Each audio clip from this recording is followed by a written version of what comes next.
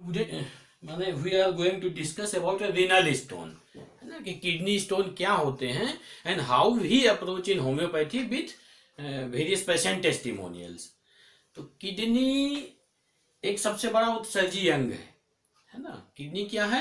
सबसे बड़ा उत्सर्जी अंग है। तो थोड़ा किडनी के बारे में समझ लेते हैं पहले। और कौन कौन से हैं उत्सर्जी अंग? उत्सर्जन बता सकता है क्या कोई? क्या होता है उत्सर्जन? किसे कहते हैं? एक्सक्रीशन किसे कहते हैं? उत्सर्जन ने किसी waste product, metabolic waste products का अपने शरीर से बाहर निकालना। तो ऐसे और कौन कौन से अंग हैं, और ऐसे कौन कौन से अंग हैं जो माने एक्सक्रीशन में मदद करते हैं? और कौन कौन से? Kidney no doubt major excretory organ है। ऐसे और कौन कौन से एक्सक्रीटरी ऑर्गन हैं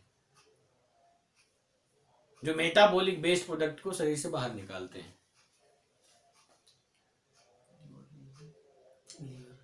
लीवर भी। देखो पहला जो है वो है स्किन। स्किन नहीं है क्या? जी स्किन कितने मेटाबॉलिक वेस्ट प्रोडक्ट्स को ये जो है तो स्वेट के फॉर्म में बाहर निकालता है। निकालता है कि नहीं? पसीने के रूप में मेटाबॉलिक वेस्ट प्रोडक्ट्स को ये बाहर निकालता है, जैसे एक्स्ट्रा सोडियम है, ये सब सारी चीजें। दूसरा लंग्स। लंग्स, लंग्स भी एक एक्सक्रीटरी ऑर्गन है ना। मेटाबॉलिक वेस्ट प्रोडक्ट जैसे कार्बन डाइऑक्साइड को बाहर निकालता है ना। तो ये भी एक्सक्रीशन में मदद करता है। तीसरा कौन सा है? लीवर। लीवर हो गई, है ना। थोड़ा सा रीनल स्टोन पढ़ना, किडनी के बारे में पढ़ना है। किडनी सबसे मेजर एक्सक्रीटरी ऑर्गन है। तो और कौन से एक्सक्रीटरी सिस्टम के कंपोनेंट हैं उनके बारे में थोड़ा सा समझ रहे थे अपन। तो लीवर भी एक्सक्रीटरी ऑर्गन है। ये सबसे जो इसका जरूरी काम है वो क्या है कि जो सबसे टॉक्सिक गैस होती है इंटेस्टाइन में जो बनती है, अमोनिया,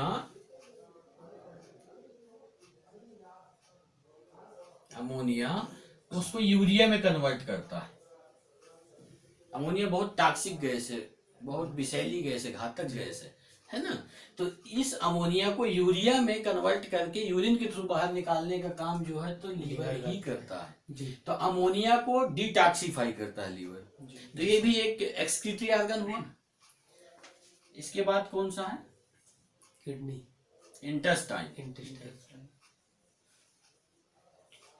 जो भी हम खाते हैं मेटाबॉलिक जो वेस्ट प्रोडक्ट होता है तो इंटेस्टाइन के थ्रू बाहर आता है कि नहीं? लार्ज इंटेस्टाइन के थ्रू ये बाहर आता है। लार्ज इंटेस्टाइन के थ्रू ये वेस्ट प्रोडक्ट को फीसेस के थ्रू बाहर कर देता है ना। तो ये कुछ और एक्सक्रीटरी सिस्टम के कंपोनेंट थे जो एक्सक्रीशन में मदद करते हैं, है ना। अब अपने को हमें मेन पढ़ना है रीनल स्टोन। तो थोड़ा सा किडनी के बारे में समझ लेते हैं। वर्टिब्रेट में 2 जोड़ी किडनी होती है। कितनी जोड़ी होती है? 2 जोड़ी। यूरिनरी सिस्टम है पूरा, जिसमें क्या क्या चीजें हैं? एक किडनी हो गया, सुप्रारीनल ग्लैंड ऊपर, यूरेटर दोनों साइड,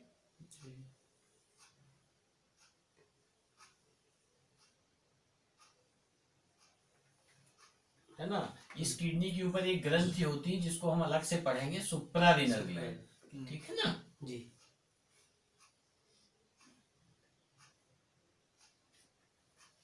ये कॉन्वेक्स सरफेस होती है किडनी की।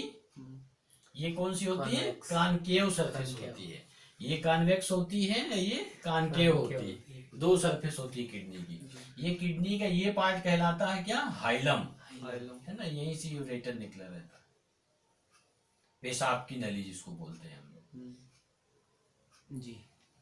तो ये 2 जोड़ी यूरेटर भी होते हैं दोनों साइड की किडनी में। ठीक है जी।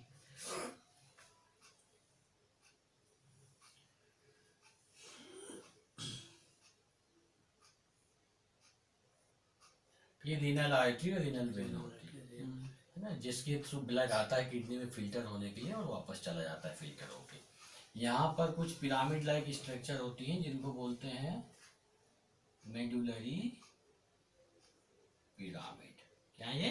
Medullary pyramid. है ना। तो ये मेडुला वाला पार्ट होता है और ये क्या होता है, कार्टेक्स कहलाता है।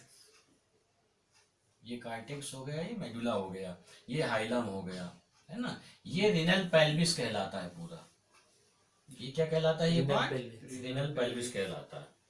और ये दोनों यूरेटर यूरेटर। पेशाब छनने के बाद किडनी जब अल्ट्रा फिल्ट्रेशन कर लेती है तो जो पेशाब बनता है वो पेशाब इस यूरेटर के थ्रू किस में आता है, यूरिनरी ब्लैडर में। ब्लडर में आता है। ब्लडर में आके क्या होता है, स्टोर हो जाता है। Store हो जाता और जब ये स्टोर होने के बाद जब इसकी मिनिमम क्वांटिटी 200 ml 150 ml के आसपास होती है तो हमें फिर क्या करने की इच्छा होती है, यूरिन करने की इच्छा होती है, वाइडिंग की इच्छा होती है। तो वो फिर यूरेथ्रा के थ्रू यूरिन आउट हो जाता है। बाहर हो जाता है। ये पता है ना कि हर किडनी में जो है तो इसकी फंक्शनल और स्ट्रक्चरल जो यूनिट होती है वो क्या होती है, नेफ्रॉन। नेफ्रॉन ही छानने का काम करते हैं। ब्लड को छानने का काम कौन करता है किडनी के अंदर, नेफ्रॉन। वो लगभग 8 से 10 लाख नेफ्रॉन होते हैं हर किडनी में, दोनों किडनी में। ठीक है ना। ये बेसिक स्ट्रक्चर, बेसिक इसकी एनाटॉमी हो गई। जी। अब अपने को पढ़ना है रिनल स्टोन, है ना। क्या कारण हो सकते हैं रिनल स्टोन के, क्या क्या कारण हो सकते हैं। गंदा पीने की वजह से भी हो जाती है। ठीक है, और क्या क्या क्योंकि ये बड़ा सिंपल है, किडनी में पथरी हो गई, जाके ऑपरेशन करा लो। लेकिन थोड़ा सा इसको जो है तो हम डिटेल में पढ़ेंगे आज कि क्या क्या कारण हो सकते हैं कम पानी किडनी पीने स्टोन से के। भी हो जाता क्या क्या हो सकता है। पहली चीज तो ये है कि किडनी स्टोन किसी को भी हो सकता है, बच्चों को भी हो सकता है ना। जी। मेल्स को भी हो सकता है, फीमेल्स को भी हो सकता है। ऐसा कुछ ये नहीं कि इनको नहीं हो सकता, किसी को भी हो सकता है ना। सबसे ज्यादा कॉमन है ये किसमें है, मैन में ज्यादा कॉमन है। बाकी होने को किसी भी एज ग्रुप के लोगों को हो सकता है किडनी स्टोन। जी। जी। लेकिन कारण क्या हो सकता है होने का।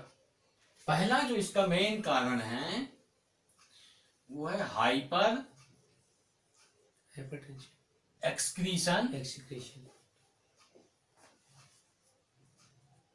Of relatively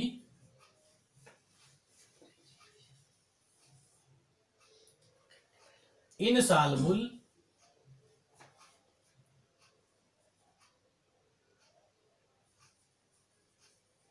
urinary constituents.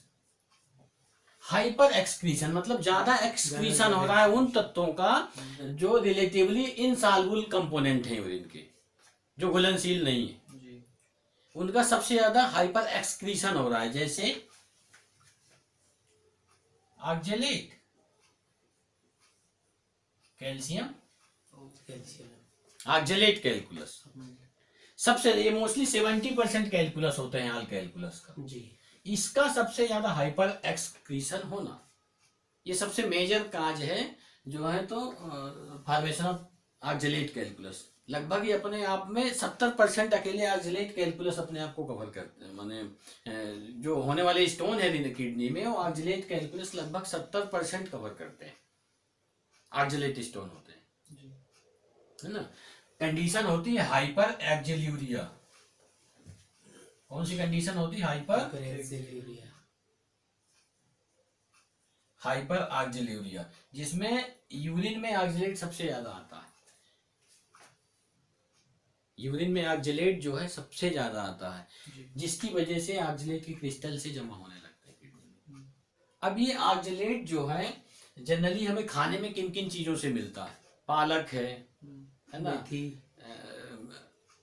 पत्ता गोभी है, फूल गोभी है, टोमेटो है ना, रुबार्ब है। इस तरह की चीजों से ऑक्जेलेट हमें मिलता है। तो नो डाउट इनको कम करना चाहिए खाना। यदि किसी को बार बार स्टोन बन रहे हैं, कैल्शियम ऑक्जेलेट के स्टोन बन रहे हैं, तो इनको कम करना चाहिए। लेकिन ये बहुत ज्यादा हेल्पफुल नहीं है। ये देखा गया है कि डाइट में कंट्रोल करने से बहुत ज्यादा हमें स्टोन के फॉर्मेशन के प्रिवेंशन में मदद नहीं मिलती। यदि हम इन चीजों को डाइट में कंट्रोल करें तो बहुत ज्यादा स्टोन के प्रिवेंशन में मदद नहीं मिलती। तो क्या काज हो सकता है, क्या कारण हो सकता है फिर डाइट कंट्रोल करने के बाद भी बार बार स्टोन बन रहे हैं। एक कंडीशन होती है, हेरेडिटरी डिसऑर्डर है, वो जेनेटिक डिसऑर्डर है, प्राइमरी हाइपर ऑक्जेल्यूरिया। प्राइमरी हाइपर ऑक्जेल्यूरिया क्या होती है? ये हेरेडिटरी डिसऑर्डर होता है, जिसमें जो है तो सबसे ज्यादा जिसकी वजह से जो मेटाबॉलिज्म है ग्लाई ऑक्जेलिक एसिड का, ग्लाई ऑक्जेलिक एसिड का जो मेटाबॉलिज्म है ये डिस्टर्ब हो जाता है, जिससे ऑक्जेलेट ज्यादा बनने लगता है।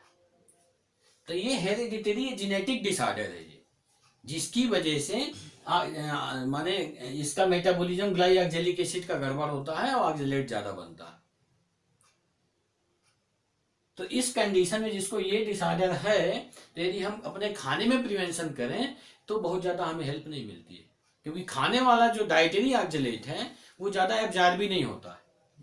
शरीर उसको, गट उसको, इंटेस्टाइन उसको उतना ही एब्जॉर्ब करती है जितना जरूरत है, बाकी वो फीसेस के थ्रू निकाल देती है। तो जो स्टोन बनने का सबसे बड़ा कारण है वो है हाइपर एक्सक्रीशन किसका? कैल्शियम ऑक्जेलेट का, ऑक्जेलेट्स का। वो भी ऑक्जेलेट खाने वाले जो डाइट से मिलता है उसका नहीं, वो तो गट एब्जॉर्ब भी नहीं करती, वो अंदर की ही बीमारी है। कौन सी बीमारी? जेनेटिक डिसऑर्डर है हाइपर ऑक्जेल्यूरिया। वो यदि ये समस्या है किसी को तो सबसे ज्यादा ये प्रॉब्लम। इसका ग्लाई ऑक्जेलिक एसिड का मेटाबॉलिज्म डिस्टर्ब होगा, जिससे ऑक्जेलेट ज्यादा बनेगा और हमें ऑक्जेलेट के स्टोन मिलेंगे, ऑक्जेलेट वहां प्रेसिपिटेट होने लगेगा किडनी में। ठीक है ना। दूसरा कैल्शियम स्टोन, कैल्शियम कैल्कुलाई, सुना है?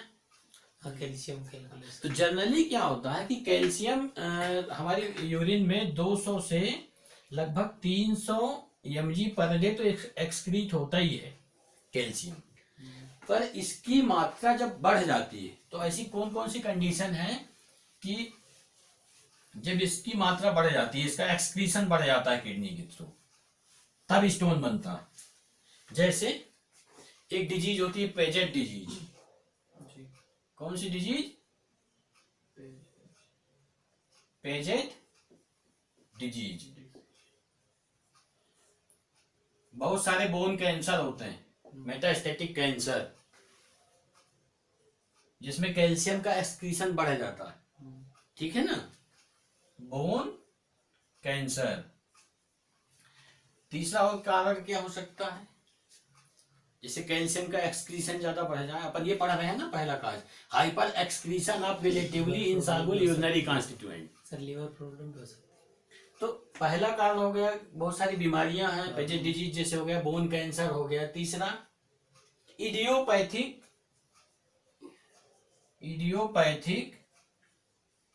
हाइपर कैल्सियूरिया, जिसका अभी तक कारण ही नहीं पता, उसको इडियोपैथिक बोल दिया ड्यू टू अननोन काज। और क्या कारण हो सकता है? मेटाबॉलिक एसिडोसिस, एसिडोसिस जिसमें हाइपर कैल्शियम, ये सब ऐसी कंडीशंस हैं जिसमें माने किडनी यूरिनरी एक्सक्रीशन कैल्शियम का 200 से जाके कहां पहुंच जाता है? 400 से 450, जिसकी वजह से कैल्शियम डिपॉजिट होने लगते हैं, है ना। और क्या हो सकता है जिसकी वजह से कैल्शियम का हाइपर एक्सक्रीशन होने लगता है किडनी से और स्टोन जमने लगता है? और क्या कारण हो सकता है? हाइपर विटामिनोसिस,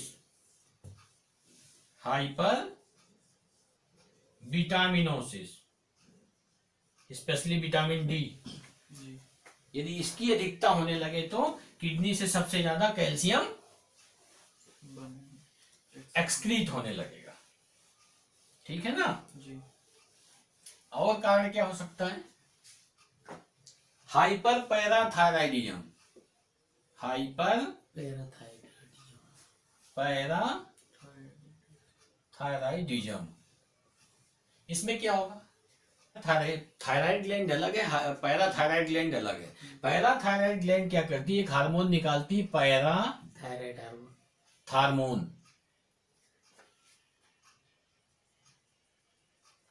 क्या निकालती है? हार्मोन, जिससे बोन डिकैल्सिफाई होता है। हड्डियों का कैल्शियम क्या होता है? निकल के सर्कुलेशन में आता है, वो एक्सक्रीट होने लगता है, यूरिन के थ्रू बाहर आने लगता है। हड्डियां क्या हो जाती है? गलने लगती है, डिकैल्सिफाइड होने लगती है। पैराथॉर्मोन की अधिकता से। तो इस तरीके से यदि ज्यादा एक्सक्रीशन होने लगे जो यूरिन में इनसॉल्युबल जो कॉन्स्टिट्यूएंट है उसके जो कंपोनेंट है यूरिन के, इनका यदि ज्यादा एक्सक्रीशन होने लगे कुछ अदर पैथोलॉजी की वजह से, तो स्टोन किडनी में बन सकता है। ठीक है ना। दूसरा अभी अपन ने क्या डिस्कस किया है, hyper excretion of relatively insoluble urinary constituent. दूसरा क्या है, physical change in the urine, pH, physical change in the urine. यदि यूरिन में किसी तरह से फिजिकल चेंज हो जाए, जैसे यूरिन का पीएच है जनरली कितना रहता है 5.85 के आसपास, ये एसिडिक रहता है। एसिडिक रहता है तो इसकी वजह से इसमें क्या होता है, कोई भी चीजें जम नहीं पाती, कोई भी क्रिस्टल डिपॉजिट नहीं हो पाता है। जी। जैसे ही ये यूरिन इन्फेक्टेड हो जाता है, यूरिन यदि किसी कारण से इन्फेक्टेड हुआ और उसमें यूरिया स्प्लिटिंग बैक्टीरिया का इन्फेक्शन हुआ, कौन से बैक्टीरिया का, यूरिया स्प्लिटिंग बैक्टीरिया का यदि इन्फेक्शन हुआ तो यूरिन क्या हो जाएगा, एसिडिक से बेसिक हो जाएगा, उसका पीएच बढ़ने लगेगा। तो बहुत सारी कंडीशन जैसे यूटीआई में जिनको बार बार यूटीआई होता है तो वो उनमें ज्यादा चांसेस होते हैं स्टोन बनने के, क्योंकि जैसे बैक्टीरिया का नाम मैं बता रहा हूं, प्रोटियस मिराबिलिस, कौन सा बैक्टीरिया है, प्रोटियस मिराबिलिस, एक बैक्टीरिया है proteus mirabilis. Proteus mira. Mirabilis.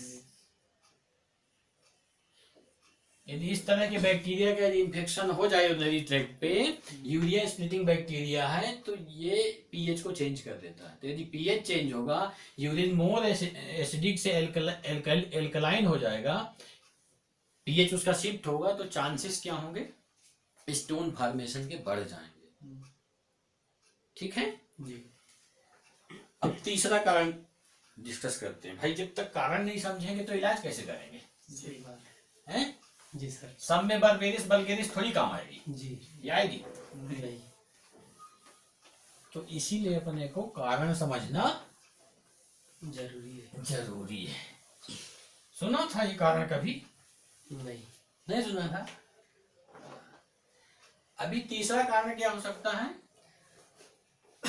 अच्छा अपन ने जो पहला कारण पढ़ा था hyper excretion of relatively insoluble urinary constituent में, तो कैल्शियम ऑक्सलेट पढ़ लिया था। इसी तरह से वो पेशेंट्स जिनको यूरिक एसिड डायथिसिस होती है, यूरिया ब्लड यूरिया उनका बढ़ा रहता है, यदि उसका भी सिक्रीशन से बढ़ जाता है, एक्सीशन बढ़ जाता है, तो उसमें भी यूरिक एसिड स्टोन होने के चांसेस बढ़ जाते हैं। कौन से स्टोन, यूरिक एसिड स्टोन होने के चांसेस बढ़ जाते हैं।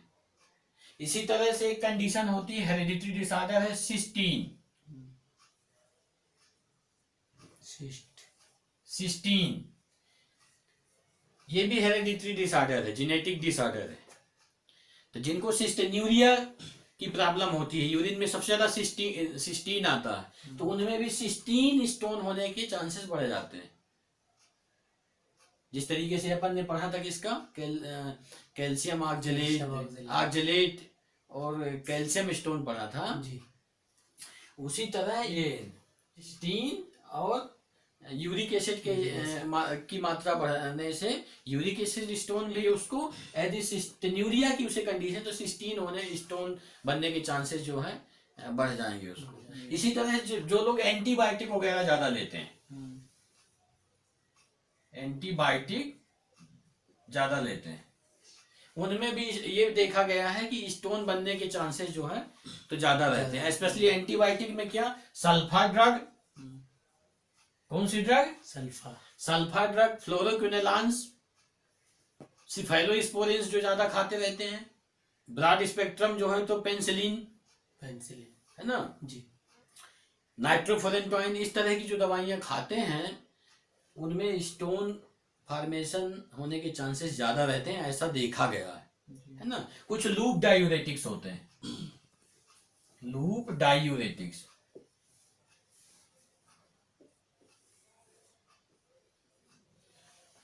इनके ज्यादा यूज से भी स्टोन फॉर्मेशन के चांसेस बढ़ जाते हैं, जैसे फ्रूसीमाइड जो लेसिक्स के अंदर होता है ना। तो फ्रूसीमाइड, दूसरा होता है एसिटाजोलामाइड। एसिटाजोलामाइड, इन दवाइयों का जो सेवन करते हैं उनमें स्टोन फॉर्मेशन के चांसेस ज्यादा होते हैं, ऐसा देखा गया।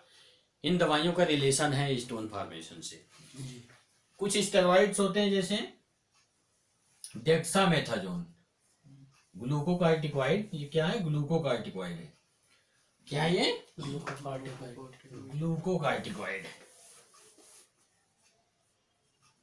ग्लूकोकार्टिकॉइड क्या है? डेक्सामेथाजोन।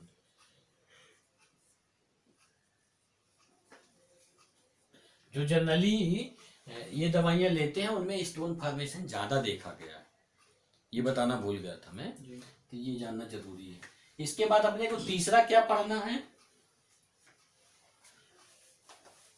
पहला हो गया अपना hyper excretion of relatively insoluble urinary constituents. दूसरा अपन ने देख लिया physical change in the urine. तीसरा अपने को देखना है altered crystalloid and colloid ratio. Altered crystalline and colloid ratio. Crystalloid and colloid ratio. यदि क्रिस्टलॉइड और कोलाइड्स जैसे क्रिस्टल्स जो अपन ने पढ़ा, कैल्शियम है, ऑक्जेलेट है, और ये आपका सिस्टीन है, यूरिक एसिड है, ये क्या हो गए? यूरिनरी क्रिस्टलॉइड हो गए, क्रिस्टल्स हैं, है ना। कोलाइड्स क्या होते हैं? म्यूसिन, कॉन्ड्रोइटिन, इस तरह की चीजें कोलाइड। तो इनका यदि रेशियो गड़बड़ होता है, जैसे यूटीआई में क्या होता है, यूरिनरी कोलाइड जो है का रेशियो गड़बड़ हो जाता है, तो वो क्या करता है? अलाउ करता है क्रिस्टल्स टू प्रिसिपिटेट। क्योंकि जो रेशियो होना चाहिए क्रिस्टल्स कोलाइड, क्रिस्टलाइड कोलाइड रेशियो जो होना चाहिए वो गड़बड़ हो जाता है, तो वो कोलाइड अलाउ करता है क्रिस्टल्स को कि वहां पर आप प्रेसिपिटेट हो, प्रेसिपिटेट होने के लिए अलाउ करेगा भाई। तो यदि ये रेशियो गड़बड़ है तो स्टोन फॉर्मेशन के चांसेस बढ़ जाएंगे। चौथा कारण है decrease urinary output of citrate. यदि यूरिनरी आउटपुट में सिट्रेट की मात्रा कम है तो भी स्टोन फॉर्मेशन के चांसेस, ठीक है ना जी। और कारण क्या हो सकता है? Vitamin A deficiency. ये देखा गया है कि जिन लोगों को विटामिन ए की डिफिशियंसी होती है उसमें भी स्टोन फॉर्मेशन के चांसेस बढ़ जाते हैं, उनमें स्टोन फॉर्मेशन ज्यादा देखा गया। ऐसा क्यों होता है? क्योंकि विटामिन ए की कमी की वजह से जो इपिथेलियम है उसका डिस्क्वेमेशन हो जाता है। क्या होता है? इपिथेलियम उखड़ने लगती है, खराब होने लगती है। तो वही जगह, वही खराब जगह, वही जहां पर उखड़ा हुआ इपिथेलियम, वहीं पर आके क्रिस्टल्स क्या होते हैं? प्रेसिपिटेट होने लगते हैं, जमने लगते हैं। तो विटामिन ए डिफिशियंसी भी एक कारण देखा गया स्टोन फॉर्मेशन का। छठवां यूरिनरी स्टेसिस। यदि पेशाब कहीं रुक गया है, ऑब्स्ट्रक्शन है उसके फ्लो में, तो रुकी हुई जगह जो है तो बहुत अच्छा फ्लेवर होती है किसी भी बैक्टीरिया के ग्रोथ होने के लिए और किसी भी क्रिस्टल्स के डिपॉजिट होने के लिए। जी। रुकी हुई जगह, आप अपने घर के डेली की बाथरूम देखो आप, तो जहां चीजें रुकती हैं तो वहां क्रिस्टल्स ज्यादा जमा होते हैं, जमा हो जाते हैं। यूरिनरी स्टेसिस, यदि कहीं पेशाब रुक रहा है, यूरिन रुक रहा है, उसके फ्लो में ऑब्स्ट्रक्शन है, तो स्टोन फॉर्मेशन के चांसेस बढ़ जाते हैं। जी। और कारण क्या हो सकता है? Urinary infection. क्या कारण हो सकता है? यूरिनरी। यूरिन में इन्फेक्शन होगा। सर ये तो स्टोन के कारण होगा ना, यूरिनरी। विदाउट स्टोन भी यूटीआई होता है। अच्छा। तो यदि यूरिन में इन्फेक्शन हो गया, bacteria like Proteus mirabilis, bacteria कौन सा, प्रोटियस मिराबिलस, तो ये क्या करेंगे, यूरिया स्प्लिटिंग बैक्टीरिया है, यूरिया को क्या कर देगा, जो यूरिन है उसको क्या कर देगा, हम उसमें कन्वर्ट कर देगा, एसिडिक से एल्कली कर देगा, उसका पीएच शिफ्ट कर देगा, पीएच उसका शिफ्ट हो जाएगा, पीएच शिफ्ट होगा, चांसेस ऑफ स्टोन फॉर्मेशन बढ़ जाएगा, फास्फेट स्टोन वहां ज्यादा बनेंगे, सेकेंडरी स्टोन ज्यादा बनेंगे वहां, सेकेंडरी स्टोन बनने के चांसेस बढ़ जाएंगे। ठीक है, और कौन सा कारण हो सकता है, एक कारण हाइपर पैरा थायराइडियम, है ना, जिससे क्या होता है, पैराथार्मोन हार्मोन ज्यादा निकलता है, जिससे बोन से कैल्शियम रिलीज होने लगता है सर्कुलेशन में, और हाइपर एक्सक्रीशन होने लगता है कैल्शियम का, जिसको हाइपर कैल्शियूरिया बोलते हैं, ड्यू टू हाइपर पैराथायराइडियम, जिससे स्टोन बनने के चांसेस बढ़ जाते हैं। अब ये स्टोन होते कितने टाइप के, टाइप ऑफ स्टोन,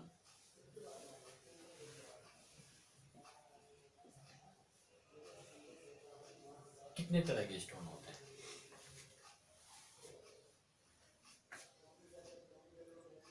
एक तो कैल्शियम, दो तरह के स्टोन होते हैं, पहला होता है प्राइमरी स्टोन, प्राइमरी स्टोन, और दूसरा होता है सेकेंडरी स्टोन। स्टोन। ठीक है ना, जी। Primary stone generally healthy urinary tract में होते हैं, इनमें कोई पहले से कोई इन्फेक्शन नहीं होता है, ठीक है, हेल्दी यूरिनरी ट्रैक्ट में होते हैं, किसमें होते हैं, हेल्दी। सेकेंडरी स्टोन किसमें होते हैं, कि कोई इन्फेक्शन हुआ क्या, स्टोन डेवलप हुआ, जी, है ना, जैसे फास्फेट स्टोन, मिक्स्ड स्टोन, ये सब सेकेंडरी स्टोन के जो है एग्जांपल्स हैं। प्राइमरी स्टोन मतलब हेल्दी यूरिनरी ट्रैक्ट में कोई ऐसा इन्फेक्शन नहीं, जैसे ऑक्सलेट कैलकुलस,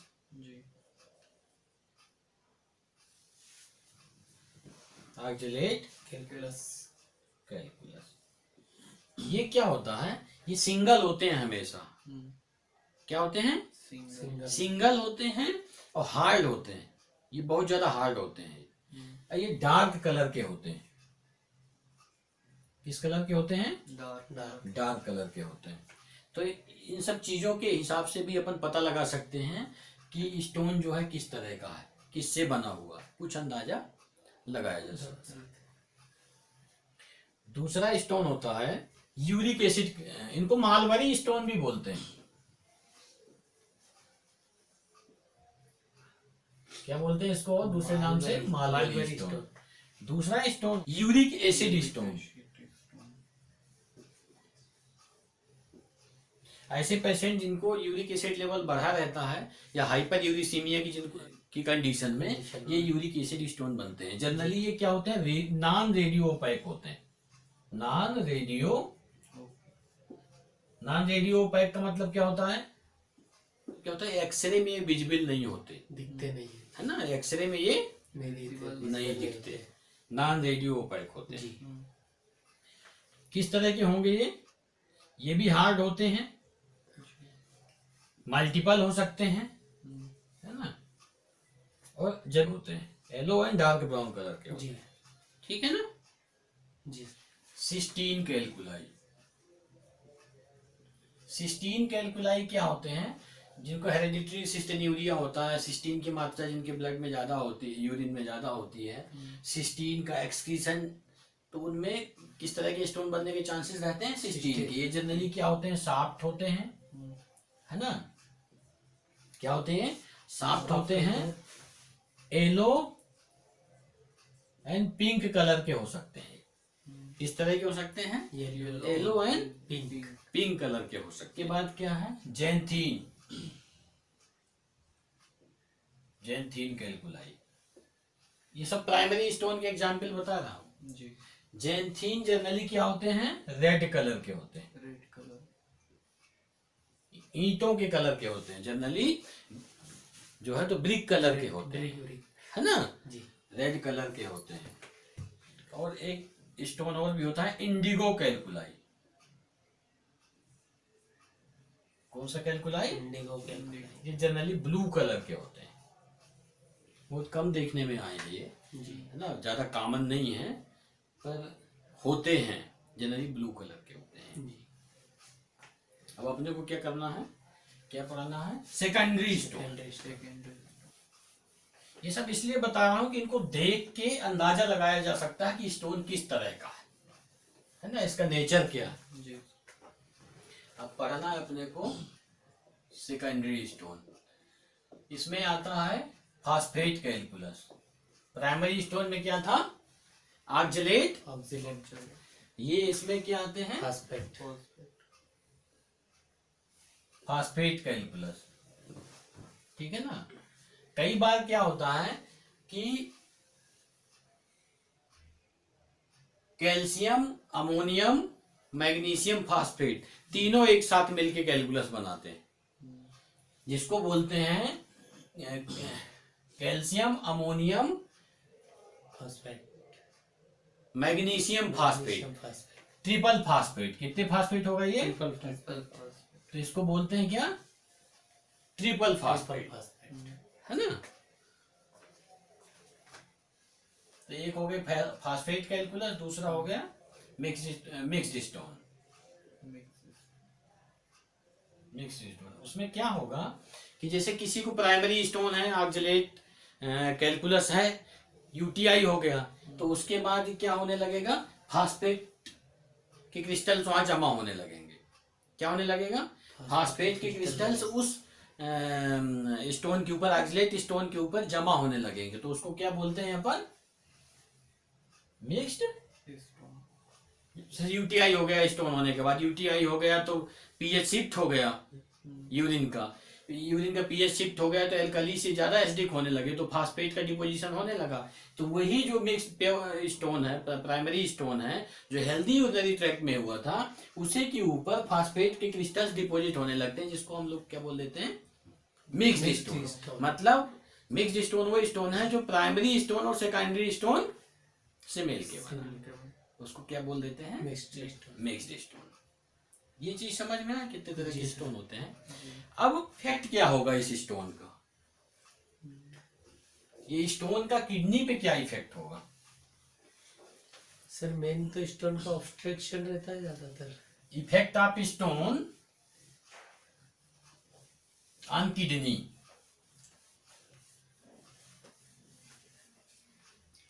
क्या असर आएगा स्टोन का?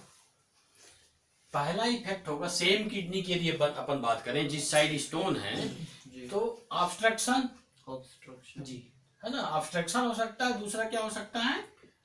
इन्फेक्शन। इन्फेक्शन कॉमन चीजें जो हो जाती जी सर। है ना। अपोजिट किडनी में क्या हो सकता है? अपोजिट किडनी में, सेम किडनी में तो ऑब्स्ट्रक्शन और इन्फेक्शन हो सकता है। अपोजिट किडनी में क्या हो सकता है? Compensatory hypertrophy. भाई इस किडनी का फंक्शन तो कम होगा ना। यदि इस किडनी का फंक्शन कम हो गया तो उस काम को टेक ओवर कौन करेगा? दूसरी किडनी, जिसकी वजह से उसकी क्या हो जाएगी? हाइपरट्रॉफी। तो उसको क्या बोलते हैं? Compensatory hypertrophy. कंपनसेटरी हाइपरट्रॉफी हो जाएगी। और क्या होगा? और क्या होगा? दूसरी किडनी में भी स्टोन हो सकता है, वहां भी क्रिस्टल्स का डिपोजिशन, हाँ एक किडनी की वजह से दूसरी में होता वहां भी क्रिस्टल्स डिपोजिट हो सकते हैं। तो बायलैटरल कैलकुलस हो सकता है। तीसरा जो सबसे बड़ा चेंजेस देखने में मिलता है, कैलकुलस यूनेरिया। यदि इस किडनी की वजह से टोटल ऑब्स्ट्रक्शन है, एक किडनी में टोटल ऑब्स्ट्रक्शन है, यूरिन का फ्लो बिल्कुल भी नहीं है, तो उस स्टोन की वजह से दूसरे किडनी से भी पेशाब आना बंद हो सकता है, यूरिन आना। कैलकुलस एन्यूरिया ये क्यों होता है? रीनो रीनल रिफ्लेक्स की वजह से। रीनो रीनल रिफ्लेक्स, एक किडनी काम नहीं कर रही तो दूसरी भी नहीं दूसरी भी नहीं करेगी।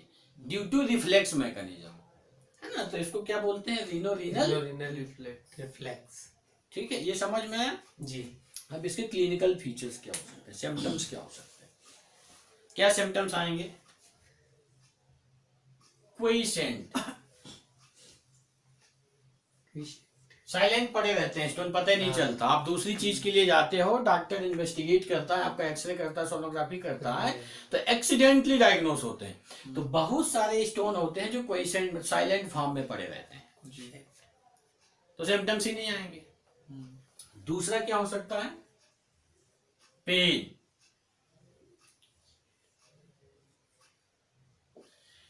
पेन क्या होता है, इसको 3 कैटेगरी में बांट दो आप।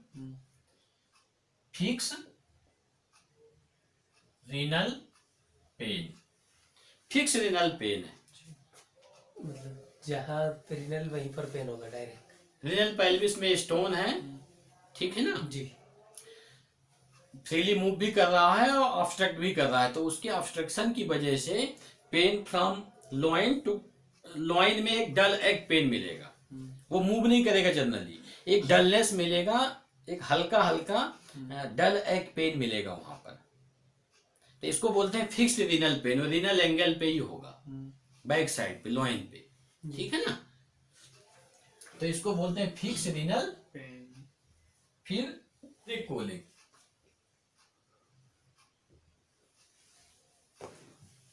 यूरेटर, जब वो स्टोन या कि स्टोन का कोई पार्टिकल से छोटा मोटा स्टोन यूरेटर में आने लगता है, मतलब जब स्टोन अटेम्प्ट करता है पास होने के लिए,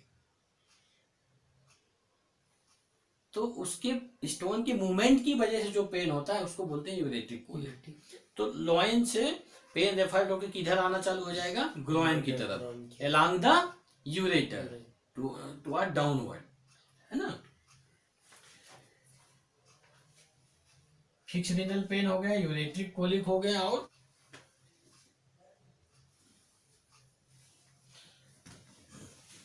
यूरेट्रिक कोलिक जब स्टोन अटेम्प्ट कर रहा होता है नीचे आने के लिए, तो उस समय पेन यूरेटर में भले ही स्टोन है, यूरेटर के साथ साथ पूरा नीचे थाई तक पेन हो सकता है, इवन जेनाइटल आर्गन तक में पेन एक्सपीरियंस किया जाता है, कई बार पेशेंट बताता है, पूरा ग्रोइन रीजन में जो है तो पेन आता है।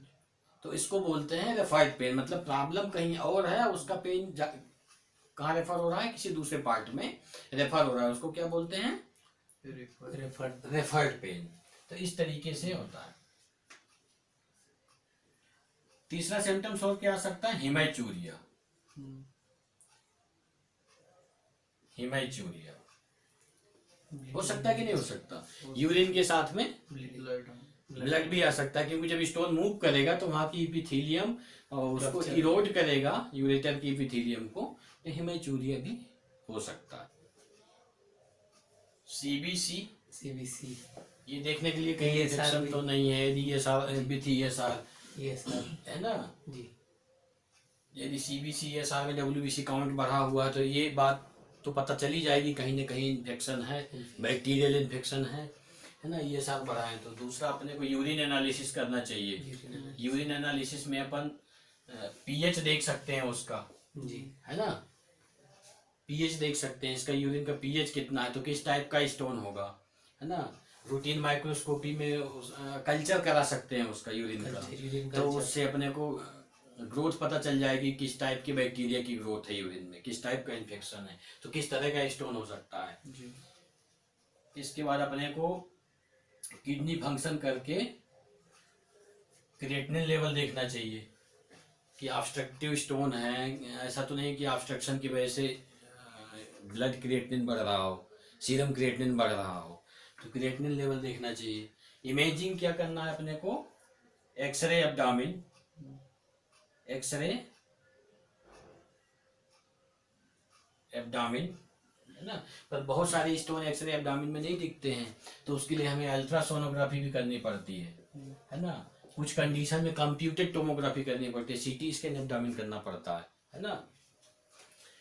सीटी स्कैन से भी यदि काम नहीं चलता तो फिर और भी बहुत सारे इन्वेस्टिगेशन है वो करना पड़ता है।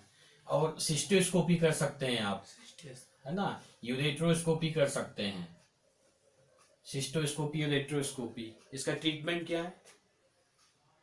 यदि स्टोन बहुत छोटा है, होम्योपैथी ट्रीटमेंट लेना चाहिए।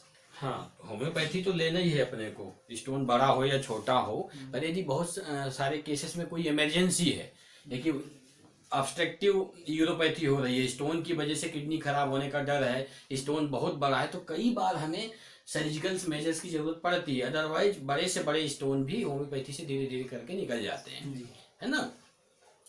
तो अपने को जो मेन फोकस है अपना होम्योपैथिक ट्रीटमेंट पे फोकस है, पर बाकी चीजें भी पता होना जरूरी है। तो इसका ट्रीटमेंट क्या है? एक तो कंजर्वेटिव ट्रीटमेंट, है ना, कोई ट्रीटमेंट नहीं। तो स्मॉल स्टोन के लिए जो 2 मिलीमीटर 3 मिलीमीटर 4 मिलीमीटर के स्टोन होते हैं, उसको कंजर्वेटिव मैनेज करते हैं, है ना। एलोपैथी में भी, मॉडर्न मेडिकल ट्रीटमेंट में भी हाइड्रोथेरेपी, खूब पानी पीने के लिए बोलते हैं, हाइड्रेशन मेंटेन रखो, और ज्यादा से ज्यादा डाययूरेटिक्स दे देते हैं। तो कंजर्वेटिव ट्रीटमेंट। यदि सर्जिकल ट्रीटमेंट में जाओगे आप, तो वो लोग फिर क्या करते हैं? सर्जरी करके तो उसमें, हाँ, तो उसमें भी पीसीएनएल मोस्ट कॉमन है, परक्यूटेनियस नेफ्रोलिथोट्राप्सी करते हैं। आजकल तो एक्स्ट्रा कार्पोरियल शाक वेब लिथोट्राप्सी करने लगे हैं, वेब्स का शाक देते हैं, इसमें कोई इंसिजन नहीं लगता। पीसीएनएल में तो यहाँ पे एक स्टोमा बनाते हैं, छेद बनाते हैं, उसके थ्रू अंदर जाके स्टोन को फोड़ के निकालते हैं, है ना। ECSW में क्या करते हैं? एक्स्ट्रा कार्पोरियल शाक वेब लिथोट्राप्सी में क्या करते हैं कि वेब्स, इसके लिए पेशेंट को जनरल एनेस्थीसिया में रखते हैं और वेब्स के थ्रू शाक देते हैं, जिससे स्टोन फूटता है। ये नॉन इन्वेजिव प्रोसीजर है, इसके लिए कोई सर्जरी करने की जरूरत नहीं पड़ती है।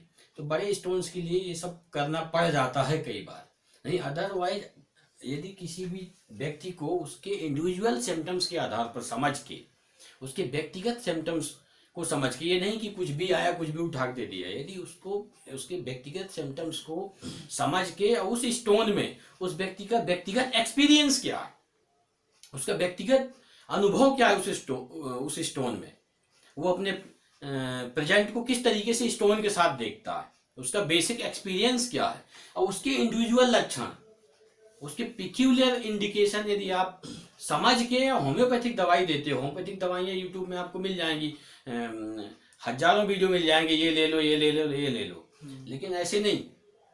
होम्योपैथी में तो हजारों दवाइयाँ हैं इन सब कंडीशंस के लिए। तो उसके व्यक्तिगत लक्षण को समझ के यदि आप दवाई देते हो तो स्टोन बहुत जल्दी निकल जाएगा। उसके पीछे का जो कारण होगा, क्योंकि हर केस को आप कैसे ठीक ट्रीट कर सकते हो, स्टोन हो गया उसके पीछे तो कोई ना कोई वजह होगी ना, जब तक कारण को ठीक नहीं करोगे तो स्टोन कैसे ठीक होगा, नहीं ठीक होगा। तो उसके कारण को करेक्ट करना जो है तो बहुत जरूरी होता है। आप स्टोन हुआ, सर्जरी करा के आपने निकलवा लिया, तो चांसेस स्टोन फॉर्मेशन के और ज्यादा दुगने हो जाते हैं। अकेले यदि आपने स्टोन को सर्जिकली रिमूव किया है तो जहां पर इंटरवेंशन होगा उसी जगह पे और जल्दी स्टोन बनेगा। उसके जो स्टोन बनने की फॉर्मेशन की जो फ्रिक्वेंसी होगी, रेट ऑफ स्टोन फॉर्मेशन होगा, वो बढ़ जाएगा, क्योंकि आपने उस जड़ पे काम नहीं किया जिसकी वजह से स्टोन बन रहा। किसी भी सिचुएशंस में हो, कोई भी आदमी हो, कोई भी डिस्टर्बेंस हो, हर आदमी का जो बेसिक एक्सपीरियंस होता है, उस बीमारी को देखने का नजरिया होता है, अलग होता है। यदि उस नजरिए को ध्यान में रखते हुए उसके व्यक्तिगत लक्षणों के आधार पर हम कोई भी दवा का चुनाव करते हैं और यदि उसे देते हैं तो स्टोन तो धीरे धीरे गल के निकल ही जाएगा, दोबारा स्टोन बनेगा भी नहीं। दोबारा स्टोन बनने के जो है चांसेस बहुत कम हो जाएंगे, होंगे ही नहीं, होते ही नहीं है। मैं आपको केसेस दिखाता हूं अभी, आप देखना कि छोटे स्टोन 7 से 8 मिलीमीटर 10 मिलीमीटर के स्टोन को 15 दिन से ज्यादा नहीं लगा, किसी भी केस में नहीं लगा। इवन दो उनको सेकेंडरी पैथोलॉजी भी है। एक पेशेंट आता है मेरे पास, 3rd स्टेज रेनल फेलियर, उसको मल्टीपल गॉल ब्लैडर, इसमें यूरिनरी ब्लैडर में स्टोन थे, तो उसकी रिनल प्रोफाइल भी ठीक हो रही है। जो किडनी के बीच का कार्टिकोमेडुलरी डिफरेंशिएशन था, जो लॉस हो जाता है जनरली क्रोनिक रिनल फेलियर में, वो भी वेल मेंटेन्ड है। किडनी का साइज भी नॉर्मल है, 10 दिन के अंदर ही उसकी यूरिनरी ब्लैडर की स्टोन जो है तो गायब हो गई। तो दूसरी प्योर स्टोन के केस नहीं, दूसरी पैथोलॉजी को लेके भी आते हैं स्टोन के साथ में, वो भी बहुत जल्दी रिकवर होते हैं। तो होम्योपैथी में एक एक से मेडिसिन है स्टोन के लिए, एक एक से एक्सीलेंट रेमेडी है, लेकिन पहले से नहीं बता सकते कि आपको स्टोन है तो ये ले लो, ये ले लो, ये ले लो। आपको होम्योपैथिक डॉक्टर को दिखाना ही पड़ेगा। यदि आप किसी समझदार और अच्छे होम्योपैथिक डॉक्टर को देते हैं, दिखाते हैं और उनसे सलाह लेते हैं और उनके अंडर में आप ट्रीटमेंट कराते हैं, तो स्टोन तो 110% निकलना ही है और दोबारा बनेगा भी नहीं। ये ब्यूटी है होम्योपैथी की। लेकिन होता क्या है कि जनरली हम लोगों को कुछ पता रहता नहीं है। स्टोन हुआ, स्टोन मतलब किडनी के डॉक्टर के पास हमें जाना है, यूरोलॉजिस्ट के पास जाना है और वो आपको सर्जरी की सलाह दिए, निकाल दिए, 6 महीने बाद आप फिर से बैठे हो स्टोन का इलाज कराते। तो परमानेंट सोल्यूशन जो है, स्टोन हुआ है तो स्टोन को निकाल देना नहीं है। स्टोन हुआ क्यों है उसका डीपेस्ट डिस्टरबेंस करेक्ट कर देना, और जो बना हुआ स्टोन है उसको निकाल देना गला के विदाउट सर्जरी। ये सबसे बड़ा आर्ट है,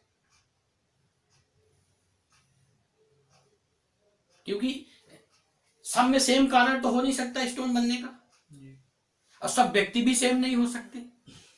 अभी इतने सारे कारण अपन ने डिस्कस किए, तो यदि उस लेवल पे अपन करेक्शन नहीं कर रहे हैं, कारण कोई और है, कुछ और है, तो कैसे आप निकाल देने के बाद ऐसा फ्रीली बैठ सकते हैं कि अब हमें स्टोन दोबारा होगा ही?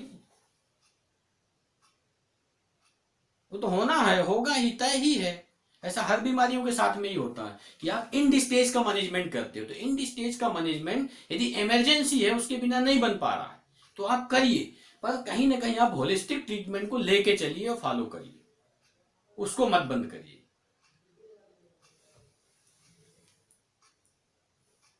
तो ये केस एग्जाम्पल से मैं केस दिखा रहा हूं अभी आपको, है ना।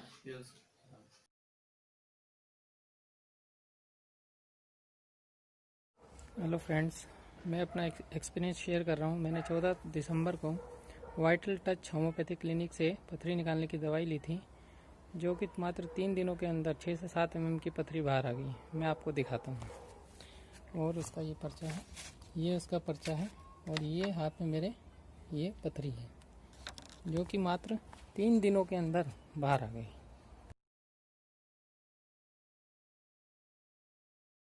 किया था पालीबाग हॉस्पिटल में, मुझे एडवाइस किया था ऑपरेशन आपको लगेगा और ऑपरेशन कराना पड़ेगा। तो मैं उस टाइम पे भी टेंशन आया था, मुझे ऑपरेशन करना पड़ेगा, बट लेकिन वो कैसे न कैसे दर्द कम हुआ और फिर वो दर्द उठा नहीं। तो इंजेक्शन वगैरह लगवाए थोड़े बहुत, बट लेकिन उसमें कोई आराम नहीं था। मुझे लगा कि अब पता नहीं ये फिर से दोबारा ऑपरेशन कराना ही पड़ेगा मुझे। फिर मुझे हॉस्पिटल में भी और डॉक्टर देवेंद्र सर ने भी मुझे एडवाइस किया कि होम्योपैथी ट्रीटमेंट कराएँ, और फिर मैं आपके पास आया और हॉस्पिटल के कई स्टाफ ने बोला कि अब सर आप वहाँ दिखाइए। तो फिर मैं इलाज करने आया, फिर मैंने दवाइयाँ ली होम्योपैथी की। तो मुझे महीने भर की दवाई बोला गया था, 1 महीने की, बट लेकिन मुझे 1 हफ्ते का रिलीफ मिल गया। दर्द भी खत्म हो चुका था, 1-2 दिन में दर्द चला गया, और 1 हफ्ते के बाद स्टोन कितने दिन में निकल गया था? 1 हफ्ते में स्टोन निकल गई थी, निकल गया था। हाँ, पूरा बाहर यूरिथ्रा के बाहर आ चुका था। स्टोन काफ़ी बड़ा था, 8-9 के आसपास होगा। और फिर अभी आज तक दोबारा दर्द नहीं उठा। फिर मैंने महीने बाद दवाई ली। वो पेशाब में जलन था जो उसको कितने दिन में चला? जलन वो भी खत्म हो गया था, 1 हफ्ते के अंदर खत्म। 1 हफ्ते के अंदर उसका दोबारा नहीं उठा। अभी तब से तो नहीं, तब से नहीं हुआ जलन।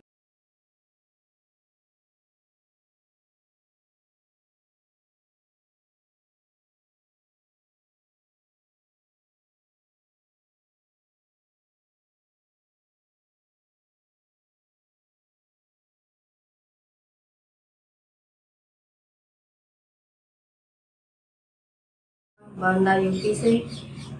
कुछ महीनों पहले मेरे पेट में अचानक से बहुत तेज दर्द हुआ। फिर मैंने जो है वो होम्योपैथी डॉक्टर हैं, उनके कहने पर मैंने होम्योपैथी ट्रीटमेंट चालू किया।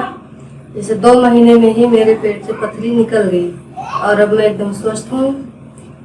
और मैं आप सबको यही सलाह देना चाहूँगी कि आप भी होम्योपैथी ट्रीटमेंट एक बार यूज करें, क्योंकि इसका कोई साइड इफेक्ट नहीं होता है और बीमारी का जड़ से खात्मा होता है। Thank you homeopathy.